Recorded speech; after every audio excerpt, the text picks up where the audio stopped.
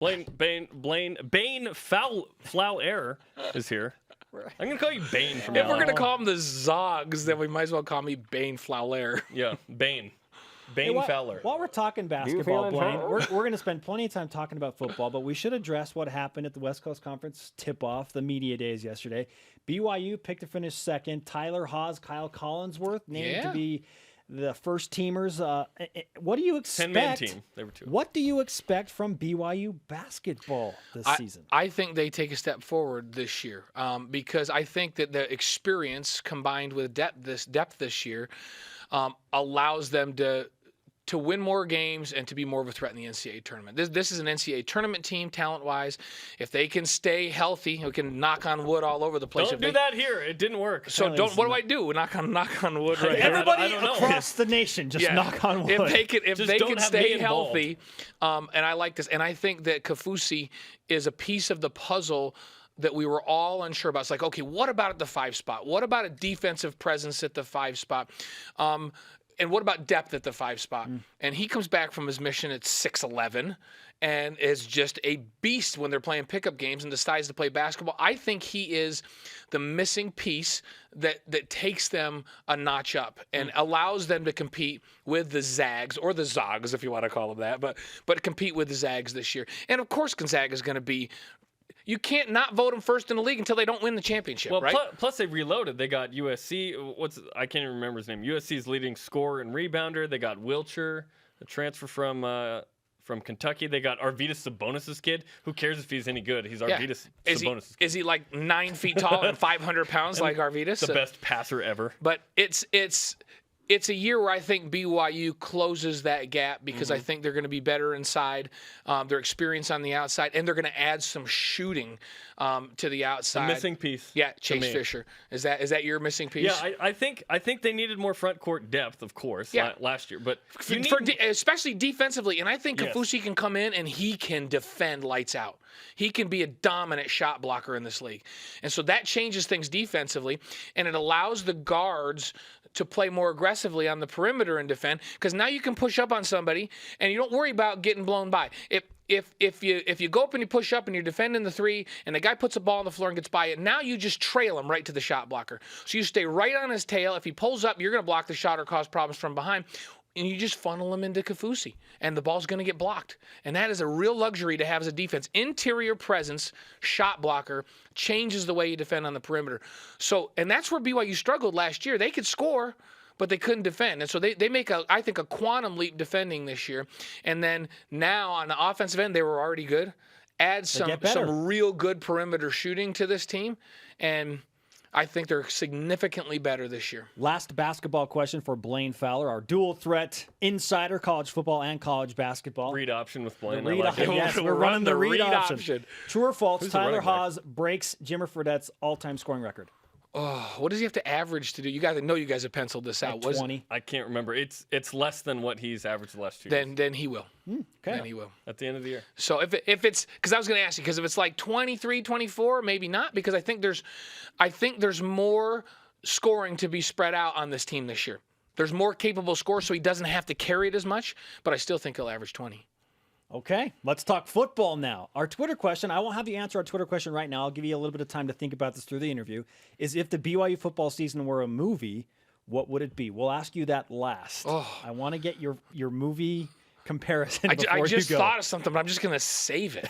Okay. That's a tease. Oh, that is well played, Blaine. As soon as and I haven't even heard that question. You guys, like, as soon as you said that, it just went right in my mind. All right. The quick answer. Can't wait.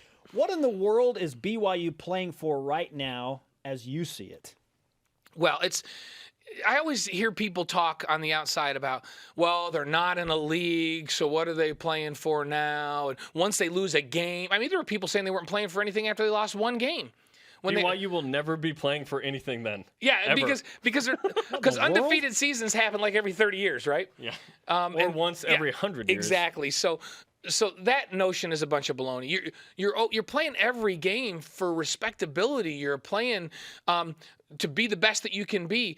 You know, BYU every year is playing to be ranked, even when we were in a league. So I hate to say, hey, when I played. So let me do that. Can I do that just once? Absolutely. That's the context you have. When I played, we didn't. I know Lavelle said it every year. Hey, it's all about our number one goal is to win the WAC championship. That's our number one goal. And we're all behind the scenes going, yeah, that's a bunch of crap. That's not our goal. We should just do that. Let's beat Wyoming. We've won like 7 of these in a row. It's like that. Who cares about? We want to be nationally ranked. And in '84, we went back and beat Pittsburgh. And before the Pittsburgh game, Craig Garrett got up in a team meeting and said, guys, why not a national championship? First game of the year. People, why not a national championship? So do you think we were worried about winning the WAC championship? So we were in a league. Who cares if you're in a league? What you're playing for when you're in high school, you're playing to be on national television and to be nationally ranked and be talked about all the time. So that's what BYU's playing for. Let me ask you this. 4 weeks into the season, was BYU all of those things? Yeah. And they didn't need a league to be it, right? Exactly. And that's why it hurts. So here's the problem. If you're in the Big 12 and you lose 4 in a row, it's not any better. You're still 4-4, and you're still you're now out of the national conversation, whether you're in a league or you're not in a league. And so, and I know that wasn't exactly your question, but so many people have come up to me in the last 2 weeks and said, well, geez, if they were in a league, this, and I'm going, no, a league doesn't make any difference. When you lose, you lose. If you lose, and the more you lose, the more irrelevant you become. If you win, the more you win, the more you are in the national mindset, and they're talking about it, whether you're in a league or you're not in a league. When Notre Dame was struggling back as an independent with Faust as the coach, they were a non-story. They were even though they were Notre Dame. When Notre Dame's winning like they are right now as an independent, they are big-time news. And we're talking about them playing their way back in with 1 loss with their schedule into this, top 4 semifinal playoff thing. So for BYU, it's not about being in a league. Do I think they should get in a league? Yeah, I do. I think for scheduling for all of their sports and for scheduling purposes, it just makes it easier. But does not being in a league make them irrelevant? No, that's just the craziest thing I've ever heard. Losing makes you irrelevant. Winning makes you relevant. Losing makes you Iowa State's irrelevant, and they're in the Big 12, right? Kansas. North Dakota State is more relevant than Iowa State. Yeah, and Indiana. And Kansas and in basketball is very relevant, and because in football, they win. they're irrelevant.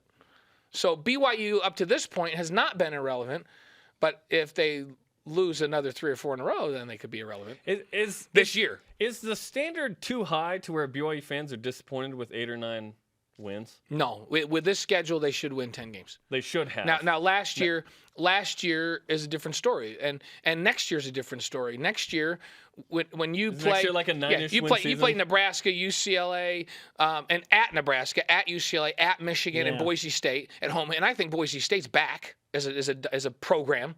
And so with that start, and with who they play during the rest of the season, next year, 8 or 9 is more of a legitimate goal. I think 9 is like 2013. Right. Well, and if Taysom's back 100% healthy, then maybe you talk about 9 or 10. 9.5. Okay, right so we'll say that. That's our under-over is 9.5. But if this year for this team with this schedule, anything less than 10 wins is a disappointment. And that's where we're at. Right. You peak at 9 if you win it. Right. And so they've got to. And so you ask, so now we're going to come all the way back to your original question. Bring it back. So let's bring this all the way back. What are they playing for? A win? They're playing to go on another run and to get back to where people go, okay, that wasn't quite so bad. Because right now everybody's feeling like, oh my goodness. So they're 4-4. Now go on a 4-game win streak and go win a bowl game and get to 9, right? And then it's okay. They were 1 or maybe 2 games off of our preseason projections because we all said 10 was good. We thought that would be where they would get. But when they started 4-0, then we were all talking undefeated, right? Oh. I know. And so that's just a hard thing to do. So, and it doesn't help that up the road for BYU fans that Utah's way overachieving what everybody thought they would be at this point. And so now Utah has 5 really, really tough games in a row right now. They could win half of those. Go Sun Devils! Let's go Arizona State. But here's the thing. Here's the thing about Utah right now. Utah could win half of what they've got left and still have overachieved what everybody thought they would do this year. Yes, but a lot of people thought they wouldn't get to a bowl game. Right, so they're in a way different situation. Yes. They could, if they win 9 games, everybody's going to go, this is the greatest season since we've been in the Pac-12. So expectations were different for them. If BYU gets to 9, everybody's going to go, Okay, well, that's better. That's better. It's still not what I wanted, but that's better. So the expectations are high. So what is BYU playing for? They're playing to get closer to expectations, to play for respectability, to show that these 4 games were an aberration. And so they'll have plenty of motivation to go out and play. They don't have motivation. They're not in a league. That's baloney. There's plenty. Blaine Fowler on BYU Sports Nation and bringing it. We have about a minute to get through 2 questions. I want to ask you, where is BYU improving over this 4-game losing streak, if in any specific category at all, Blaine? So they're not improving from where they were at the 4-game winning streak because they took a big dip with all of the injuries. And so I think offensively, there's more of a rhythm. They understand who they are now with Christian at quarterback. They're more of a throw to set up the run team. They're more a traditional BYU offense now than they were before. So I think they've made that transition. They go into Middle Tennessee. They know who they are offensively, and they know what to call. If they can take care of the football, this can be a good offensive football team. And so that's where they've gotten better.